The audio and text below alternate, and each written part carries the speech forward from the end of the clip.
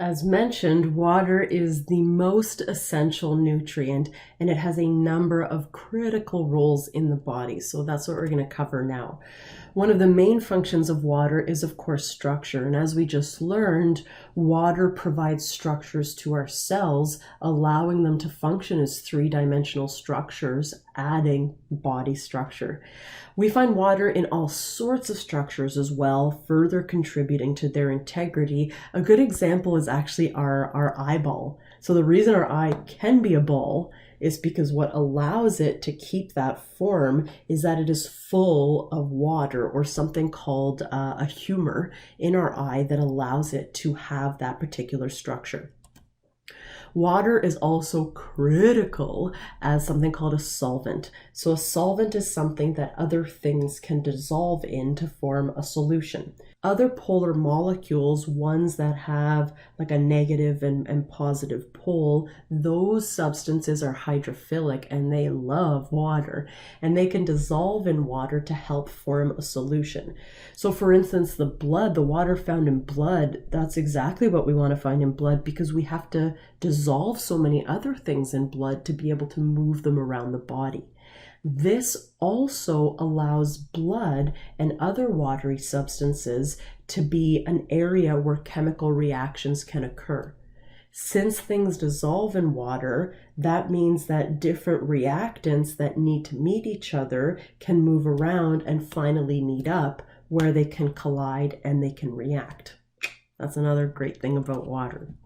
Water, as we learned before, is also important for certain chemical reactions, in particular for the reaction called hydrolysis that we learned about in chapter 3. So remember hydrolysis, water breakdown. With the addition of water, we are able to break larger molecules into their subunits. And this allows us, for instance, to digest material into smaller and smaller components so we can do things with those smaller subunits. Water is also really important for our defense against infections. For instance, as you're probably aware, when you have a cold, your body produces a lot of extra mucus, which allows us to trap infectious agents so we can help remove them. Plus, our blood and our lymph that are mainly made up of water, those provide environments where immune cells can help fight off infectious agents. So really important for our defense against infection. You probably know that your doctor tells you to drink plenty of fluids when you do have a cold or a similar infection, because that helps your body fight those infections off. Water also protects us from injury. So for instance, between our joints, so let's say this is my knee joint. A joint is where two bones come together.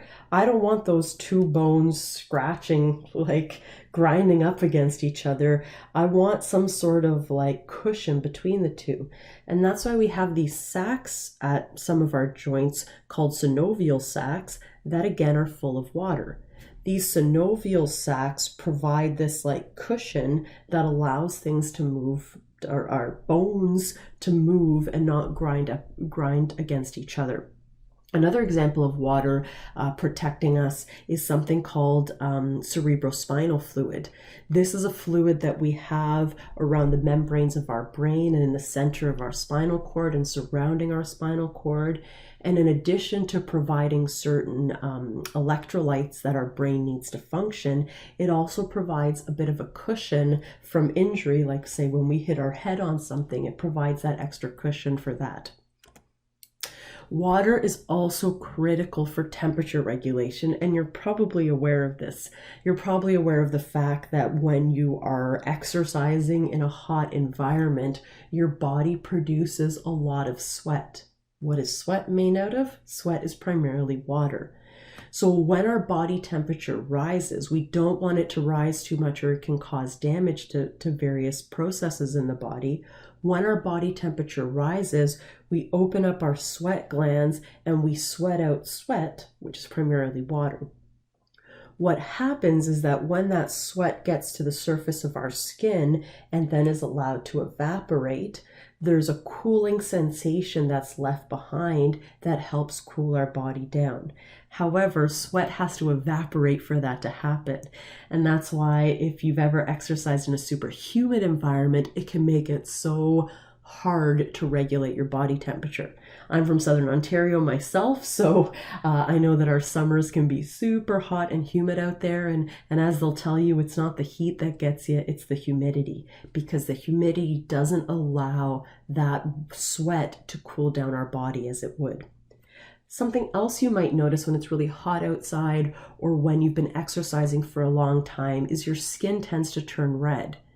And that's because what our body does is it opens up blood vessels close to the surface of our skin to shunt blood there and allow heat to escape from kind of the internal core of our body to more superficial areas where it can promote sweating and where we can, again, cool our body down.